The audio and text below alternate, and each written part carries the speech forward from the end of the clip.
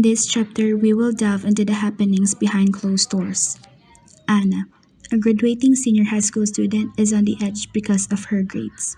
She cannot attend regularly because of the status of their family, and they can provide for her financially.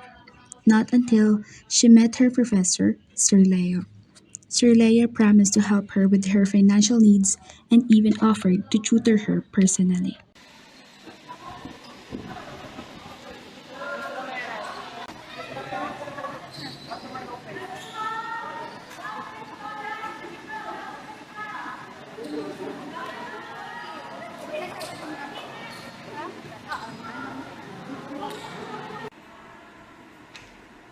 Ay, sir, bakit po kailangan niyo po ako?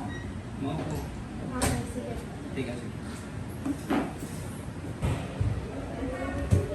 Magandang day, di ba? Opo, sir, thank you po talaga makakatulong po sa akin. Of course, di naman lahat for free. Pero sir, wala po akong pera. May babayad po siya. Kaya na nga, ask the other way.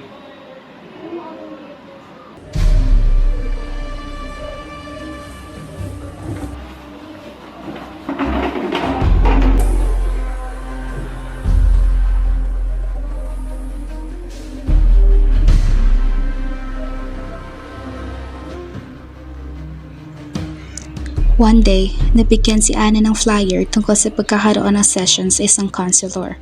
Naisipan niya na pumunta roon, lalo na't wala rin naman siya mapagsabihan sa kanyang pamilya.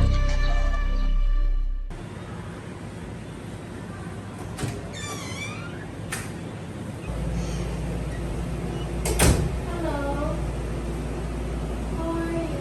Please take a seat. Hello, what happened? So, something has been bothering me lately po. Ano yun? Please take time to breathe. Ano yun?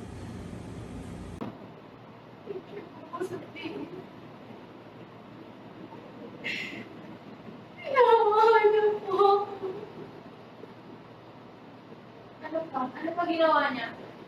Tinake advantage niya po. Kailan ito nangyari? Saan? Paano? Last week po. Na-try mo na ba sabihan yung ibang mga teachers, yung parents mo, Hindi friends po mo? natatakot mo.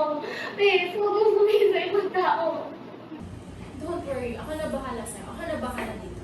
Since this is a serious matter, una kong kailangan gawin is tawagan ko yung DSWD. Please don't worry about him finding out about this kasi ako na bahala sa kanya.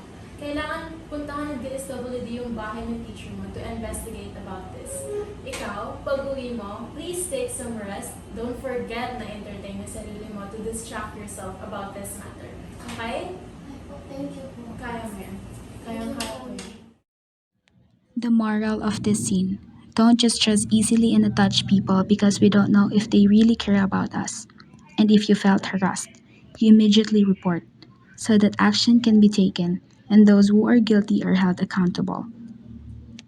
The core values of this scene are social justice, service, dignity, and worth of the person.